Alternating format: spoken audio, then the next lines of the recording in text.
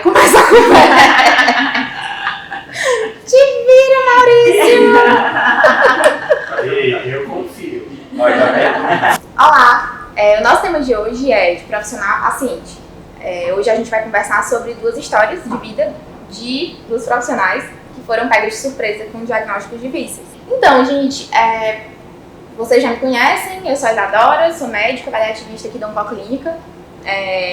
Eu atualmente sou casada, né? Tenho 5 irmãos, aliás, 4 irmãos, né? Sou 5, sou a quinta de 4 irmãos. Uma família super acolhedora, super unida. E em 2018 eu fui pega de surpresa por um diagnóstico de lúpus, que deu uma chacoalhada aí na minha vida. E aqui é a Ana Hermínia. Isso. E aí, Ana Hermínia, me conta um pouquinho de quem você é e quem você era, né? Até ser chacoalhada aí pela... Um diagnóstico difícil, né? De um câncer de mama. Então, meu nome é Ana Hermínia, sou farmacêutica formada e com vivência na área hospitalar e mestrado na área de farmacologia. Então, fui uma das primeiras farmacêuticas a manipularem a quimioterapia no São Marcos. E do São Marcos eu fui convidada a fazer parte do quadro da Oncoclínica. Então, desde de 2003 a 2013, fui farmacêutica responsável técnica pela farmácia da Oncoclínica, onde fui responsável pelo projeto de implantação da farmácia e salas limpas na primeira sede e na sede atual. Então, trabalhei anos manipulando a quimioterapia, vivenciando o tratamento de mulheres com câncer de mama e outros tipos de câncer no São Marcos e também na Oncoclínica. E em 2016, né, também fui chacoalhada com esse diagnóstico de um câncer de mama, já casada, com 2 filhas, uma na época mais nova com 5 anos, né? E realmente é um momento difícil, onde faz a gente reavaliar todas as nossas escolhas de vida, toda a nossa vida até então. E, Ana Hermínia, me conta um pouco de como foi esse diagnóstico. Como foi que você foi pega assim mesmo pelo papel escrito, câncer de mama? Câncer de mama. A história do câncer de mama é bastante presente na minha família, né? Minha mãe teve 2 tias maternas. Então, eu muitas vezes me peguei pensando na possibilidade de ser também acometida pela doença, né? Então, eu tinha bastante fixo, né, a ideia de não me descuidar. Sempre fazia os exames periodicamente, uma vez ao ano. Já fazia mamografia na época. Você tinha 41? 41 anos, né? Já fazia mamografia. Em março desse ano eu tinha feito minha mamografia, minha ultrassom das mamas e estava tudo ok. Em dezembro, quando por outra situação de saúde, eu fui ao meu ginecologista e no exame habitual, de rotina, ele detectou o nódulo. Então, naquele momento, eu já tinha quase a certeza, né, que eu tinha sido, né, a escolhida, né, das filhas da minha mãe, premiada para sofrer para viver a doença, né? E quando o diagnóstico da biópsia, a primeira coisa que veio na minha mente, realmente foi aquela pergunta: o que é que eu fiz da minha vida? Porque apesar de ser da área, né, entender toda a fisiopatologia do câncer, saber que é uma doença bem complexa, que tem vários fatores causadores da doença, não é só um fator, eu tinha em mente que a forma que eu encarei a vida até então, a forma dura, a forma de não se permitir errar, né, de sempre ser a perfeita, de mesmo não estar gostando do que eu estava fazendo, mas eu não poderia, eu não me permitia mudar, eu não me permitia virar a chave, né? E aí eu entendi, né? Eu não senti raiva, Aliás, eu acho que eu fui bastante resiliente até então. Pode até ser que em algum momento depois eu passe a sentir raiva ainda, né? Algumas situações, mas naquele momento eu disse assim, eu procurei isso. Eu tenho responsabilidade sobre isso, né? A coragem que eu não tive de virar a página até então, porque eu não estava mais gostando do que eu estava fazendo, estava achando que eu estava trabalhando demais, correndo atrás de uma coisa que eu nem mesmo sabia o que era, né? Bastante estressada com a vivência com as filhas, familiar. E aí, se eu não tive coragem, eu entendi que era um recado de Deus, um solavanco de Deus. Se você não teve coragem de mudar por si só, aqui vem para fazer você realmente repensar as suas escolhas. É como se esse diagnóstico fosse um ponto de inflexão na vida, né? Tá aqui o nosso caminho, a gente chega numa bifurcação. Justamente, encruzilhada. Né? E aí a gente olha para trás, o que é que eu caminhei até aqui e qual é o rumo que eu vou tomar agora, né? No meu caso, eu desde a adolescência não, mas no meio do curso de medicina ali, eu comecei a apresentar algumas coisas esquisitas que ninguém conseguia entender muito bem. E o curso de medicina é super pesado, né? Estressante, desafiador. E eu sempre colocava na minha cabeça que era estresse, né? As coisas que eu senti. Aí começou a aparecer uma alteraçãozinha nos exames, mas nada, tudo muito inespecífico. Até que no auge do estresse da formação médica, que é a residência médica, né? Eu tive um quadro mesmo de artrite, né? Fiquei toda inflamada. E eu lembro do dia que minha reumatologista, que era minha professora, me mandou, a gente conversando no WhatsApp sobre isso, e ela falou assim, Isa, eu acho que a gente não tem mais como não chamar isso de lúpus. E eu lembro que você falou que não sentiu revolta, né? Comigo foi o oposto, eu fiquei indignada. Indignada, completamente indignada. E eu não, pra ser bem sincera, sabe, né, minha? Eu não sei te falar se a minha indignação foi, como que foi? Se foi comigo mesma. Eu acredito que possa ser com isso. você. Se que é justamente essa questão, poxa, eu cheguei a esse ponto, né? Isso. Se foi indignação porque pela quebra de planos, a quebra de expectativas, né? Eu tava ali no momento da minha... Eu acho que teve muito isso, sabe? Porque eu tava no momento da minha carreira que a gente tá com o pé no acelerador, entende? Tipo, você tá ali subindo a ladeira, botando força no carro, que o motor tá... E você ali botando força pra subir. E aí a vida tava me obrigando a botar o pé no freio, né? Mas me obrigando a botar o pé no freio de um jeito muito louco, porque eu não conseguia caminhar de dor. Então, poxa, a sensação que a gente tem é que a gente tá capotando, né? E é muito interessante a gente falar sobre isso, porque existem reações super diversas de quando a gente recebe um diagnóstico, uma notícia, né?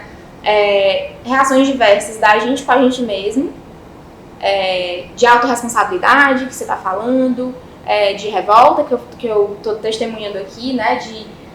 E diversas outras, de muita tristeza.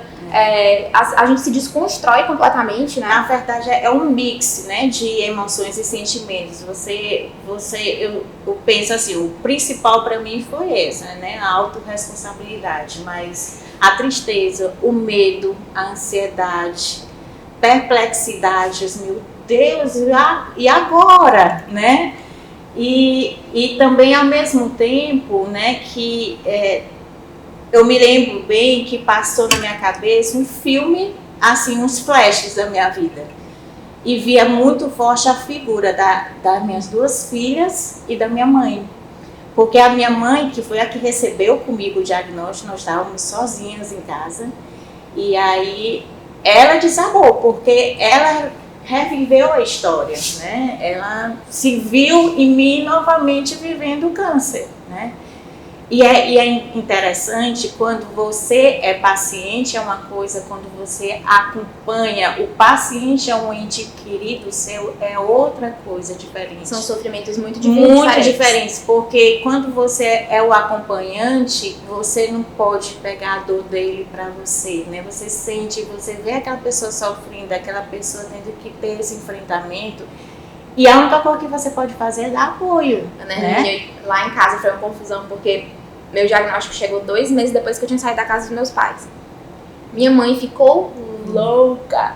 Meu Deus. Ela me ligava e perguntava, você tá com dor? Aí eu, tô com muita dor. Aí ela, volte pra casa. Por que você não volta pra casa? Deixa eu cuidar de você. Sim. Então, assim, é super importante a gente falar sobre o sofrimento de quem acompanha, né? Porque a gente tá aqui falando do nosso testemunho, mas quem acompanha tem um peso também muito grande. Porque é o sofrimento diante de alguém que ele ama e uma certa sensação de responsabilidade de eu tenho que dar conta, porque eu tenho que apoiar. Então, a gente tem as nossas cobranças, mas imagina quando a gente tá do lado de alguém que tá doente. Né? A gente tem que segurar a nossa onda, porque a gente não é protagonista nessa história. Mas e o meu sofrimento de acompanhante? E eu que sou familiar, eu que sou mãe, eu que sou esposo, eu que sou irmã, né? Como é que eu me situo nesse processo, né? Então, a gente ainda tem que ouvir e trazer aqui para esse espaço o testemunho de quem tá nos bastidores, né? Porque, na verdade, e assim, eu tô aqui falando de uma certa propriedade, porque hoje eu tô passando por uma questão familiar que o meu esposo tá doente. Então, é como se eu pensasse assim, poxa, essa posição de acompanhante é muito mais difícil do que paciente. Você achou? Eu achei. Porque o paciente, eu tomo conta das rédeas. Eu tenho domínio, eu sei até onde eu posso ir. E eu coloquei isso como foco. No momento do diagnóstico, como eu disse, quando veio a figura das minhas filhas, a da minha mãe, eu olhei muito, a minha mãe foi um espelho para mim, porque eu disse assim, minha mãe deu tudo certo, o prognóstico dela foi excelente, eu tenho mais de 10 anos de cura, as minhas tias também deram certo, né? Por que comigo não vai ser diferente, né? Então, isso me deu força, né, para dar esse enfrentamento, né? Claro que eu queria não chegar ao ponto de fazer uma química, minha mãe não precisou fazer, né? Que foi aonde eu disse, poxa, passou isso, né? Eu poderia ter feito de forma mais precoce ainda, mas graças a Deus que foi no momento certo, né? Não tinha... a química tinha que ser feita, então eu tinha que encarar isso e eu coloquei em mente que o que tivesse ao meu alcance, eu iria fazer. Desistir não era opção, para mim não tinha. Eu queria viver, eu queria ver minhas filhas crescerem, eu quero envelhecer com saúde, eu quero ver meus netos, né? Então é o que tem. É o que temos para hoje, né? É o que temos para hoje, então vamos lá. Com o diagnóstico, como eu disse, era da área, então eu sabia que eu ia fazer uma quimio. E é o primeiro lugar, fato, né? Que eu pensei, vou ligar para a Oncoclínica. Agora vou voltar à Oncoclínica. Vou voltar como paciente. Como paciente. Isso é muito difícil. Toda essa construção. Mas aí, sabe o que é que eu pensei? Lá eu vou ter o acolhimento. Lá são pessoas queridas que conviveram 10 anos comigo, mais de 10 anos, porque tem pessoas que eu convivi desde o São Marcos. Então, um ambiente mais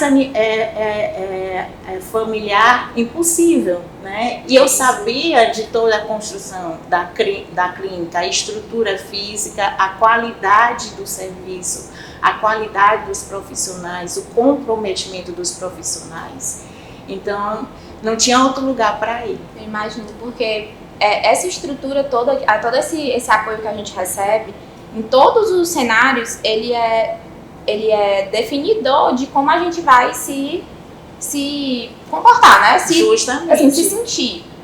Não só dos profissionais, mas também dos familiares, né? E esse apoio que a gente vai ter na nossa casa, né? No nosso meio social, tudo isso é muito forte e é muito bom a gente se sentir super acolhido. Mas eu queria até te falar uma coisa assim que eu acho super importante, o quanto que é importante a gente respeitar o nosso processo, né? Porque a gente até tem outro vídeo aqui no canal falando sobre resiliência, sobre autorresponsabilidade. E é muito lindo, muito bonito ver uma pessoa que já tinha essa configuração no seu sistema, né? Que é o teu caso. Mas nem sempre é assim, né? Infelizmente, às vezes a gente é pego de surpresa e essa configuração, esse software do nosso sistema não está muito bem configurado. Essa postura, esse processo de atribuição de significado ao processo do adoecimento, ele se torna mais sofrido. Para ser bem sincera, eu acho que não tive tanta resiliência quanto você. Eu acho que eu briguei muito com o meu diagnóstico no começo, sabe? Eu não queria parar de trabalhar de jeito nenhum. Então eu, com dor, toda inflamada, eu queria estar dentro do hospital. Então eu só parei de trabalhar, eu só tirei 7 dias de atestado da residência. Eu só tirei 7 dias de atestado no dia que eu parei no meio do corredor, porque eu falei assim, se eu não sentar eu caio de dor. Isso não é saudável. Não. Isso não é adequado, entende? Só que isso também é um processo. E a gente tem muito que viver cada momento, né? E a gente tem que se respeitar dentro desse processo. A gente tem que saber acolher as nossas próprias emoções. A gente tem que entender as nossas dores. A gente tem que perceber o significado de cada comportamento desse. Por que eu não queria parar? Por que pra mim era tão inaceitável parar? O que é que parar significava? Que representava na minha vida naquele momento? E a verdade é que o diagnóstico, né, de uma doença difícil, um diagnóstico difícil desse, ele vem pra escancarar essas perguntas, né? Não sei se você sentiu isso. Com certeza. Né? Escancarar várias perguntas, assim, que a gente às vezes vai vivendo no automático, né? E no automático. E aí agregando coisas, e muitas vezes o que você agrega, você nem sabe por que você está agregando, você quer aquilo. E é um momento realmente de você parar e um autoconhecimento. Eu levei isso como um autoconhecimento. Eu acho que a Ana Hermínia que existia, eu nem mesmo me conhecia. Eu tive realmente que... Porque as coisas foram tudo... Foi seguindo. Eu me permiti... vinham as coisas para mim, não, eu vou fazer. Mas muitas vezes eu nem perguntava, será que eu quero mesmo isso? Né? Será que isso é válido? Faz sentido isso? Então, aquela Ana Hermínia do diagnóstico, eu não me conhecia mais. E aí eu já quis parar.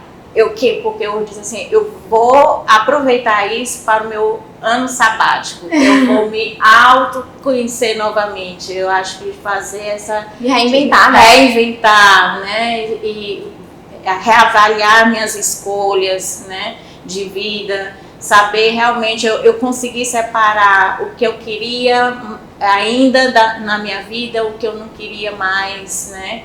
E me forcei a traçar metas. Olha, eu vou ter coragem de fazer isso. Quando eu, por exemplo, na área profissional, quando eu voltar a trabalhar, eu vou ter coragem, eu não quero mais isso. Eu vou escolher ficar só no que me dá prazer, né? E realmente foi, para mim, foi um autoconhecimento que eu estava precisando. E é uma coisa que é interessante, é que quando a gente recebe um diagnóstico e vai precisar fazer um tratamento, né, que muitas vezes tem todos os seus impactos na nossa vida, e a gente vai precisar falar sobre esses impactos daqui a alguns instantes, mas a gente tem...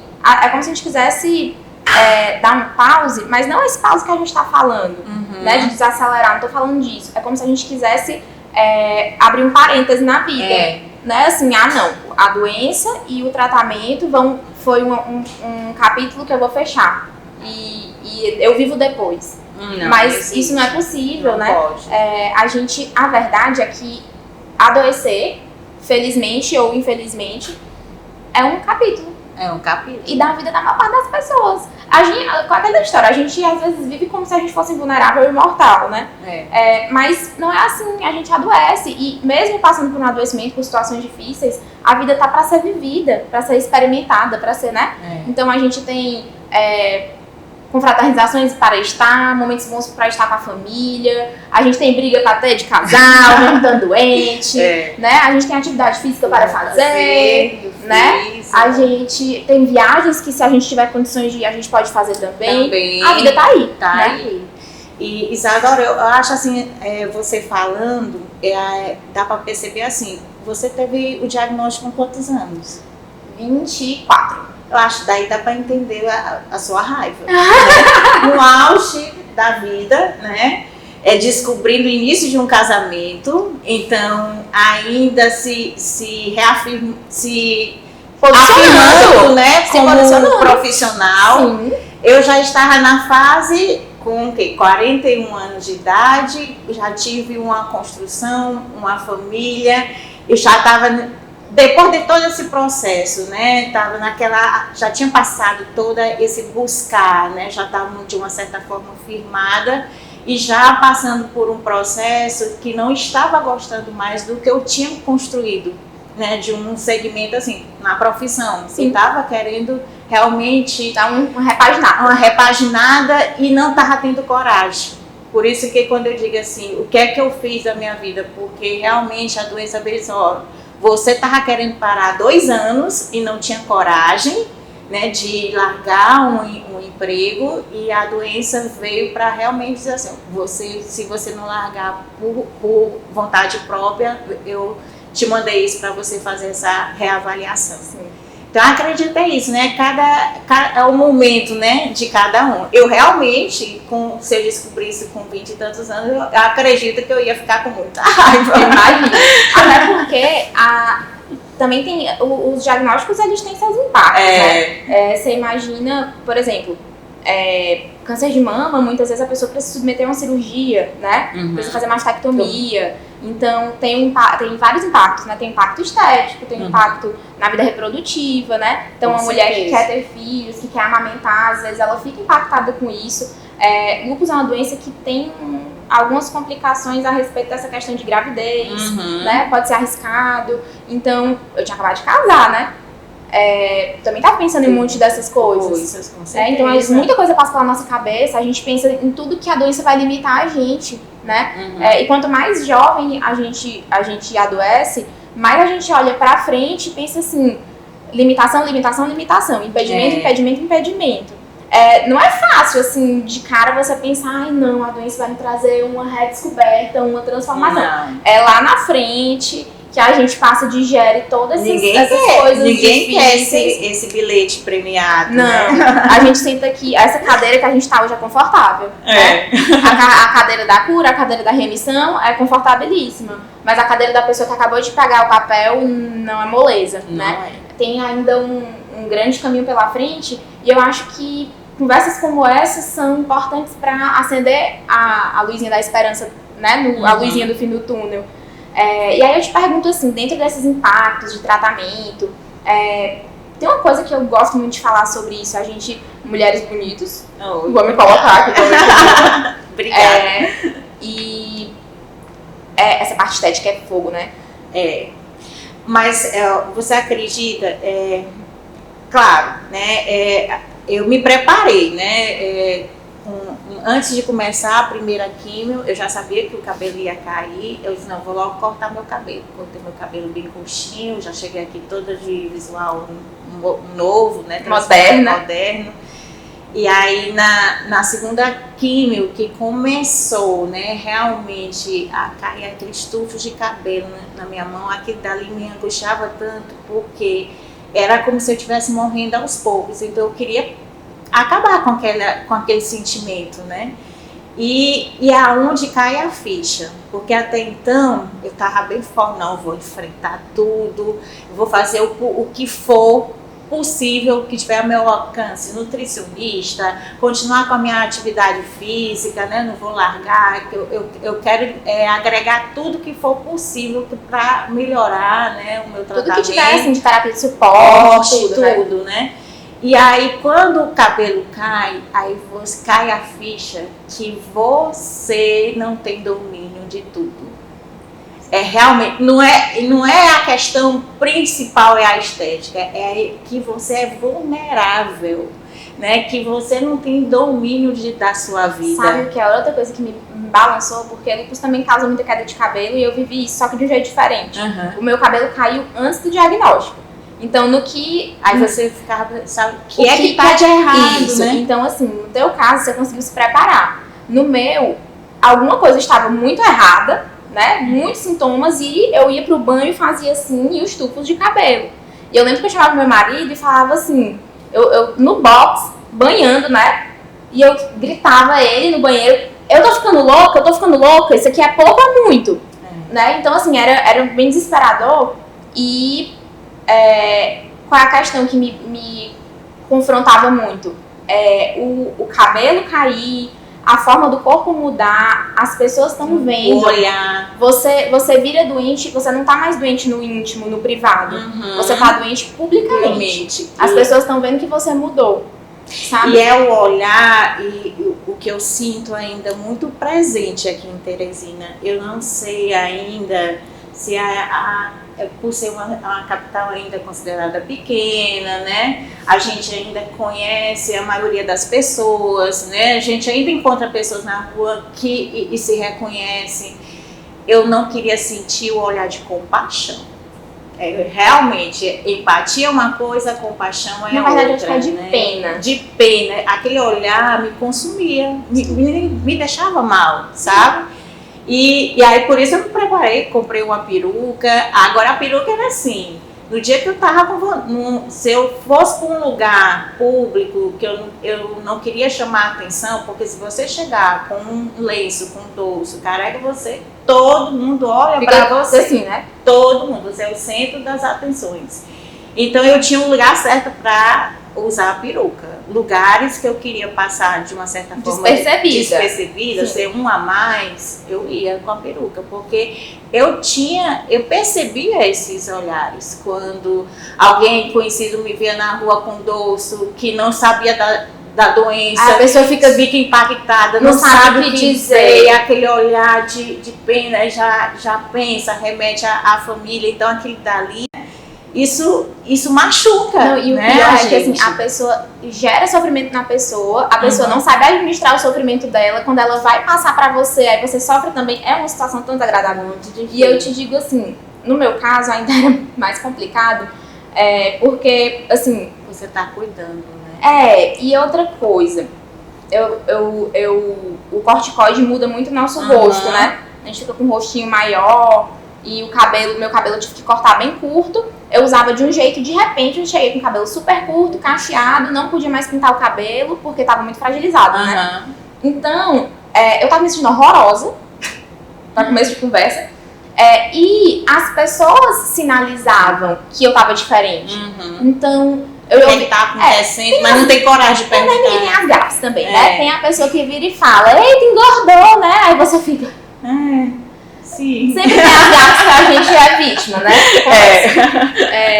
Então, e aí eu ficava meio passada, porque era como se a pessoa estivesse confirmando o medo que eu tava dentro do meu coração de que eu tô feia, eu tô feia, eu tô feia, eu tô feia. Outra gata era horrível. Cabelo cresce. Aí não sabe o que é. Cresce. Tipo assim, não é isso, não é a questão de ter ou não cabelo crescer. É o fato de você se ver frágil. Sim. Né? De você expor isso. Ainda né? tem mais. Quanto tempo demora pro teu cabelo crescer?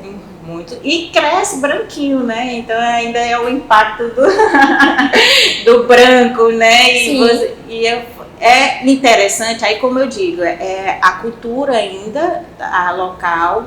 E aí quando eu tive a chance de fazer a radioterapia em São Paulo. E em São Paulo eu realmente já estava no final do tratamento, eu já estava sem saco de usar peruca. Então foi aonde eu tirei a peruca por completo, eu andava sem peruca, a minha mãe me acompanhava, várias pessoas me acompanharam ao longo do processo lá em São Paulo, né? E a mamãe dizia assim, você é uma louca, você tá andando careca assim, mamãe, São Paulo eu aqui, ninguém tá aí. E uma coisa que me marcou, porque lá eu realmente, a sessão de rádio é muito rápida, eu me sentia super bem, eu não senti nenhum tipo de sintoma, fraqueza, nada. Então eu já tinha a programação do dia. Eu disse, mãe, hoje nós vamos passear, não sei aonde e tudo. E aí a gente foi visitar um museu e aí era eu, minha mãe e minha cunhada, irmã do meu marido. A gente estava conversando, brincando, e o rapaz, né, o recepcionista do museu perguntou assim, vocês estão fazendo o que aqui em São Paulo? Aí eu disse assim, não, eu estou em tratamento. Ele disse, tratamento? Eu disse, não, eu estou em tratamento oncológico e a gente está passeando. Ele disse, nossa, eu pensava que você era estilo isso. Aí eu disse assim, ai, que bom, eu não tenho cara de doente, né? Então, aqui eu não tenho cara de doente, né? Eu não tenho cara de doente aqui, só sou uma mais diferentona, cara. Exatamente, sou estilosa, sou né? estilosa. Pois é, né? Isso é muito, muito impactante. E, assim, pra mim demorou uns 2 anos e meio pra eu voltar a me sentir eu mesma em termos de identidade. Identidade física. Sabe? Identidade pessoal, eu nunca mais fui a mesma, né? Como eu imagino que você também sinta que você não é mais a mesma, né? E é importante que seja assim, é inevitável, na verdade, e eu acredito que seja importante porque aí é que a gente fala da ressignificação, né? Quando eu estava conversando com o Dr. Cláudio sobre diversos aspectos assim, desse processo de autocuidado e de adoecimento, acolhimento e tudo mais, a gente conversou sobre essas questões do que dá sentido para a nossa vida, né? Existe um autor, Viktor Frankl, que fala isso no livro, e a gente ele fala sobre amor e ele fala sobre sofrimento. E é curioso isso, né? Mas a verdade, isso é a verdade total, né? Depois que a gente passa, a gente percebe. Porque a gente muda tudo que acontece, assim, porque é tão multifacetado, em todos os aspectos da nossa vida, nas relações interpessoais, é a gente com a gente mesmo, na nossa autonomia, no nosso olhar que a gente tem pelo nosso trabalho, que também ele fala, né, como uma das atribuições de significado. E sofrer, passar por um processo como esse que a gente passou, faz com que a gente ressignifique tudo. A gente consegue olhar para as questões e dizer não, estabelecer prioridades diferentes, as prioridades mudam completamente, né? Respeitar as pessoas, né? As escolhas das pessoas é interessante e, assim, como se, as situações difíceis continuam, né? Mas a percepção, né, e a reação que você tem a essas situações se torna diferente. E é tão bom, eu ainda hoje me sinto, eu vibro quando eu percebo essa situação bem aqui. Se eu fosse a Ana Hermínia de 6 anos atrás, eu ia ter uma reação totalmente diferente do que eu estou tendo hoje. Ana Hermínia, sabe o que é que eu penso? Eu penso assim, meu Deus, ainda bem que agora eu sou uma mulher terapeutizada. Então eu vou pensar agora desse jeito, né? Porque... E aquele dali é um avanço tão grande, dá tanto um afago no ego da gente. Poxa, realmente eu estou crescendo, estou evoluindo, né, como assim, pessoa. Ninguém vai virar para trás e olhar, ai que bom, tive câncer, ai que bom, descobri que eu tenho doença. Não é isso, mas a gente tem que olhar para as vicissitudes que a gente tem. Isso faz a gente olhar para frente, né? Realmente a gente pegar essa experiência e tirar o proveito dela, né? O que ela faz parte da minha história. Faz parte da minha história. Faz parte de quem eu sou. Não tem como a gente esquecer, deixar de lado. E é como eu digo assim, eu tenho memórias do tratamento, eu guardei o que me remeteu bem, o bom, né? Então eu só me lembro das lembranças boas, né? Do acolhimento da família, do apoio da família, do meu apoio incondicional do meu pai, da minha mãe, do meu marido. Eu brinco muito, assim, marido não é família, né? Então ele não tinha nenhuma responsabilidade sobre mim. E é interessante como veio na minha mente aquelas pacientes que eu convivi durante mais de 10 anos, que eu via, tinha mulheres que no diagnóstico o marido largou, né, abandonou ela, mulheres indo à quimioterapia sozinhas, sem nenhuma familiar acompanhando, né, e eu olhava para mim, eu não tinha como não comparar com a minha vivência, né, e eu disse, meu Deus, eu só posso sentir gratidão, porque eu estou me sentindo especial, eu tô me sentindo amada, eu estou vendo que a família toda está se unindo em pró, né, da minha cura, em pró de eu ter o melhor tratamento possível. Então eu não tenho como perder tempo me reclamando, me maldizendo, Claro que é uma montanha russa o tratamento. Tem dia que eu estava mais ruim, estava em casa, estava meio chorosa, não estava afim de fazer algo e eu me permitia, que antes eu não me permitia. Antes eu saía chateada de casa, não tinha vontade, mas eu tenho que fazer, eu não posso ser assim no tratamento. E pós o tratamento eu me permito isso. Hoje eu não estou afim de fazer isso, não vou fazer. É isso. Eu brinco, acho que foi um livro, uma história que eu vi, dizendo o câncer é um cartão, né? Quando eu digo, quando eu não quero fazer algo, eu mostro o cartão. Eu tive câncer, olha, já chega, eu não quero fazer isso. Eu, de uma certa forma, termino usando para dizer assim, e também para enfrentar as dificuldades da vida que continua, né? Sim. Que muitas vezes gente, eu passei por uma coisa tão pior, que realmente era impactante, para que eu vou pensar nisso, né? Então eu já tento ter esse outro olhar, né? E é realmente uma construção, é se reinventando, né? Com certeza. E eu acho que essa conversa é super válida e importante para as trajetórias de pessoas que ainda estão passando por isso. Para ajudar nas reflexões de quem já passou por isso também, né? De quem pode nem passar, mas ouvir algo assim impacta nas nossas trajetórias de vida, né? Então, Ana Hermínia, muito obrigada. Obrigada a você. Por ter vindo. Você tem alguma mensagem final para deixar?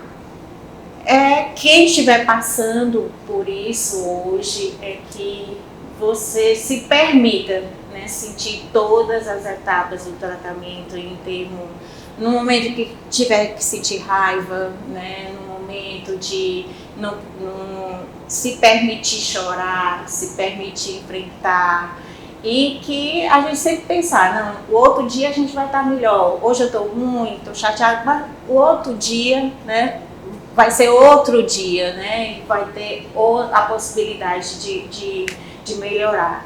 E uma coisa que eu sempre tive em mente, e eu acho que ninguém quer morrer, né? Então vamos lutar pela vida, né? Seja como for, seja sem cabelo, se sentindo feia, mas pensando, eu estou viva, e viva esse momento com a família. Então é onde a gente percebe que a gente deixar de sonhar com a coisa futura e dizer, a felicidade está associada a uma viagem no fim do ano. A felicidade é nas pequenas coisas do dia a dia. É um jantar com a família, é uma brincadeira com a filha. Então eu me permiti sentir isso, né? Que antes... O agora. E é difícil, olha que isso é uma construção realmente. A gente perceber isso e toda hora eu fico recalculando essa rota. Eu estou fugindo, eu estou negligenciando isso. Tenho que voltar. Então eu quero realmente viver o agora. É isso. Pessoal, prazer. Foi um prazer enorme, né, estar aqui com vocês. E continue acompanhando o nosso canal.